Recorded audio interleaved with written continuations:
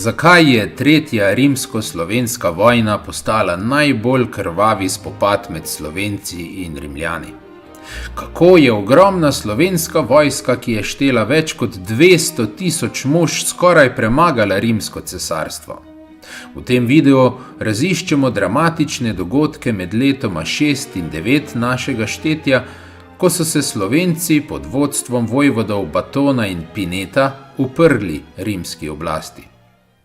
Od obleganja Siska do bitke pri Volkajskem močvirju odkrite, kako je Rim z zvijačami in uničenjem zemlje dokončno podjarmil Slovenijo. Če ste spremljali prvo in drugo rimsko-slovensko vojno, vam ta epizoda ne sme uiti. Pripravite se na zgodovinsko potovanje, ki vas bo prevzela.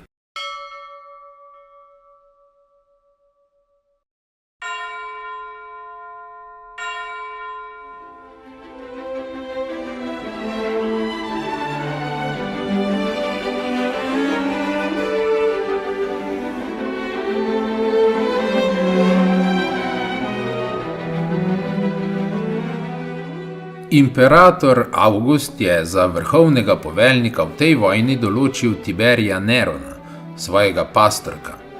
Med generali, ki so služili pod poveljstvom Tiberija in so se udeležili te vojne, se je nahajal tudi Velej Paterkul, Velejus Paterculus, ki nam je zapustil rimsko zgodovino v 2 knjigah. Poslušajmo njegovo pripoved o tej vojni. Prej si zapomnimo, da je Paterkul uporabljal besedo Panonija bolj v splošnem pomenu kakor Dion, medtem ko je imela beseda Panonija v tistem času določen krajevni pomen. Ko sta celotna Panonija ter mirna, bogata in mogočna Dalmacija z naraščajočo močjo združili vse prebivalce tistih dežel in so ti prijeli za orožje, tedaj bi se bilo bolje ukvarjati s čim drugim, bolj koristnim delom. Tedaj bi ne bilo smotrno razporediti vojske po notranjih mestih in s tem sovražniku odpreti proste poti v Italijo. Prebivalcev teh dežel, ki so dvignili orožje, je bilo več kot 800 000. Med njimi je bilo do 200 000 takih, ki so lahko nosili orožje peš, in 9 000 konjenikov.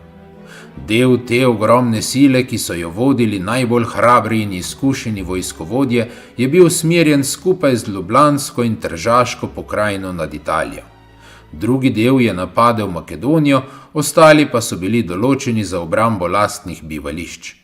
Vrhovno oblast sta imela brata, kneza Bato in Pinet.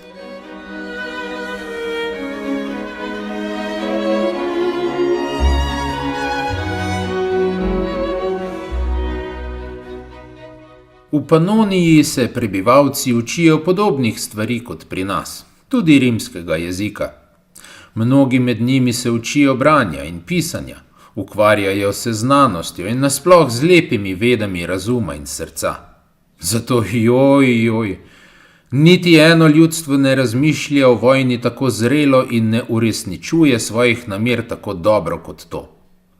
Zatirani, potrti in pobiti rimski državljani, pobiti trgovci in mnogi vojaki, ki so se oddaljili od svojih glavnih sil.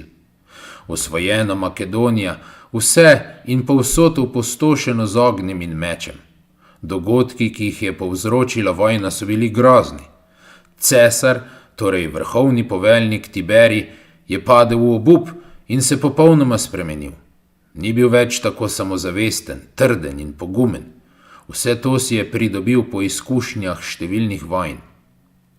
Med leti 9 in 6 pred našim štetjem so se Rimljanom uprli Panonci in Dalmatinci ter del Noričanov. Upor je zajel območje Ilirika in povzročil eno najhujših in najdaljših vojn v obdobju Avgusta Oktavijana. Povezava med Dalmatinci, Panonci in delom Noričanov kaže, da je dejansko šlo za sorodna slovenska ljudstva, ki so se povezala v uporu zoper Rimljane. V osnovnih elementih tedanja Kramola močno spominja na slovenski upor zoper Franke dobrih 800 let kasneje za časa Ljudevita Panonskega, ko so se prav tako združili Panonci, Kranjci in del Karantancev, le da so bili takrat Liburnici oziroma Dalmatinci na strani Frankov in so upor pomagali zatreti.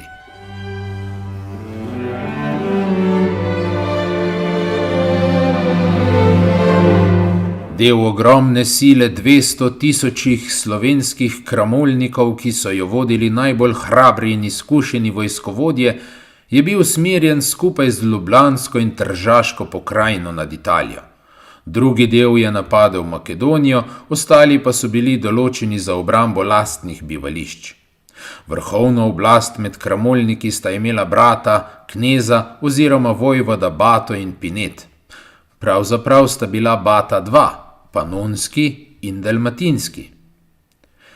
Do upora je prišlo, ko so Markomani na drugi strani reke Donave svojim kraljem Marbodom postali nevarni Rimljanom in so zato ti zbrali svojo vojsko iz Dalmacije in Panonije v mestu Kornunt ob reki Donavi v zgornji Panoniji. Ker so številne rimske legije zapustile spodnjo Panonijo in Dalmacijo, se je tamkajšnjim Slovencem zdelo primerno, da se Rimljanom uprejo. Vodili so jih slovenski vojvodi, panonska vojvoda brata Bato in Pinet, vojvoda panonskih brevkov, ter dalmatinski vojvod Bato, vojvod Dezidijatov. Zbrali naj bi kar 200 tisoč pešcev in okrog 10 tisoč konjenikov, kar je bila za takratne čase ogromna vojska. Toda zbrana vojska se je razdelila v 3 armade. Ena je odšla na jug proti Makedoniji, druga je imela za nalogo osvoboditi Panonijo in Dalmacijo, tretja pa je šla čez Ljubljano, Vrhniko in Trst ter krenila proti Italiji in nad Rim. Kasneje so ta načrt opustili.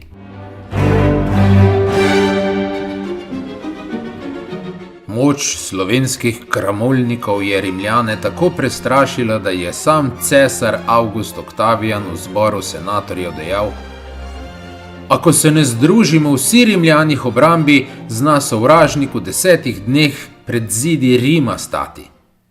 Nazadnje so se bojazni imperatorja Avgusta končale tako, da je bil prisiljen oditi v primorsko mestece Rimini ob Jadranskem morju k slovenski meji, je zapisal Dion Casij.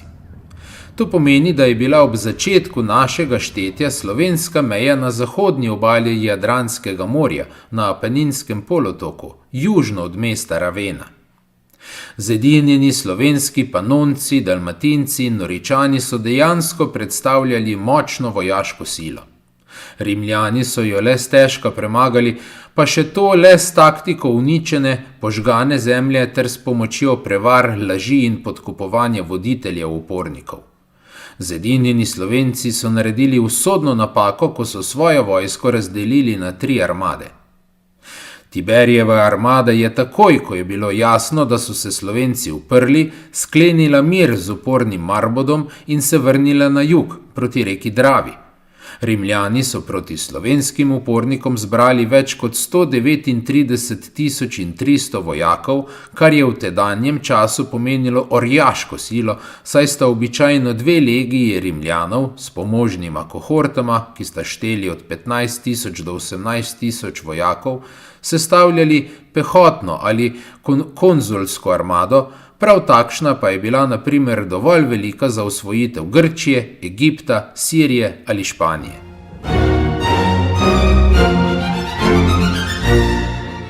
Osrednja slovenska vojska, katere naloga je bila osvoboditev Panonije in Dalmacije, se je še nadalje razdelila na več delov. Panonci so samostojno napadli rimski Sirmi in Sisek, Dalmatinci pa rimsko Salono, vendar so se vsa obleganja končala neuspešno. Tudi drugi načrt za napad na Sirmi, v katerem so sodelovali združeni Panonci in Dalmatinci, je spodletel.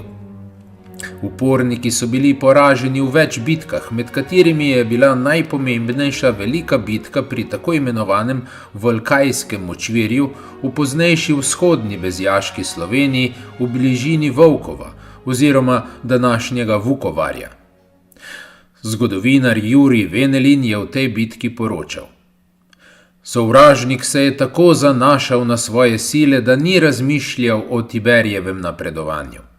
Del sovražnih sil, ki je zavzel Klavdijeve vzpetine, se je branil v okopih, del pa se je dvignil na srečanje s korpusom, ki sta ga zajela Cecina in Silvan Plauti, moža konzulskega dostojanstva iz čezmorskih pokrajin. Bila sta obkrožena z našimi 5 polki in pomožno vojsko in z arnavtsko konjenico, ki jo je privedel Remetalke, arnavtski knez v pomoč vojaškim poveljnikom, ki se jim je tudi pridružil, vendar je takoj povzročil popoln poraz. Knežja arnavtska konjenica je planila v beg. Zbežale so bočne konjeniške enote. Bataljoni so bili razbiti in potisnjeni nazaj. Poteptali so celo legijske prapore. Toda dokončno se legije, ki so videle ubite tribune, mrtvega načelnika vojaškega tabora in bataljonske načelnike, ranjene pehotne stotnike, od katerih so popadale vse prve vrste, v skrajnem trpljenju niso vdale. Skrajnost jim je vlila novega duha, jim dala moč, da niso samo ustavili sovražnika, temveč razbili njegove vrste in celo proti pričakovanju dosegli zmago.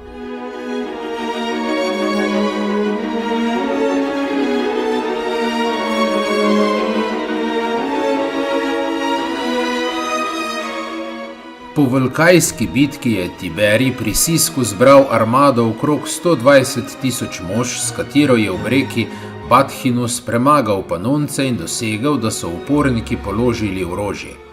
Kot poglavitni razlog za poskus premirja navajata tako Dion Kasi kot Valej Paterkul hudo lakoto in bolezni, ki so hkrati z vojno pustošile po Panoniji. S tem se je začel razpad uporniške zveze.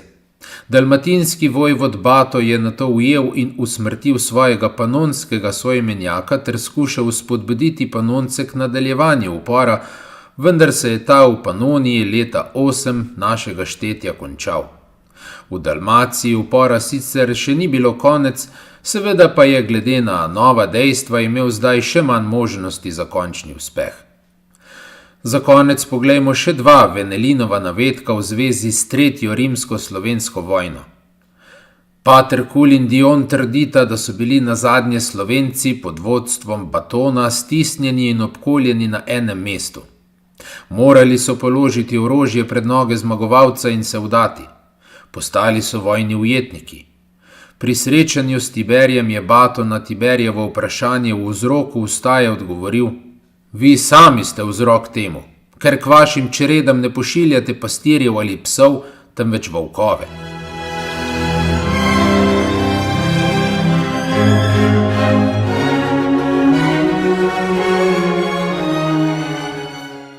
O njunem pogovoru poroča tudi slovenski pesnik Anton Aškerc v eni od svojih epskih pesnitev.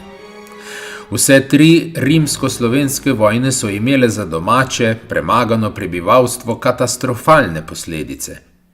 Rimska vlada je pod zmagi nad upornimi Slovenci zaradi varovanja svoje oblasti menila, da je koristno premagano ljudstvo še dodatno oslabiti, zato so sklenili velik del slovenskega prebivalstva preseliti v druge kraje kot sužnje. To se je zgodilo že po prvi slovenski vojni, ko so našteli 36.000 ljudi, a moških, sposobnih za orožje, 8.000. Vse je prodal na dražbi Terenti Varon. Enako se je zgodilo tudi po drugi slovenski vojni, saj je znano, da je bil v Rimu prirejen velik triumf, na koncu katerega so po Rimu vodili velikansko množico ujetnikov. Zgodba se je potem takem ponovila tudi po tretji slovenski vojni, ki je bila najbolj krvava od vseh 3 in za Rimljane tudi najbolj negotova, zato so bile posledice za premagance verjetno še hujše.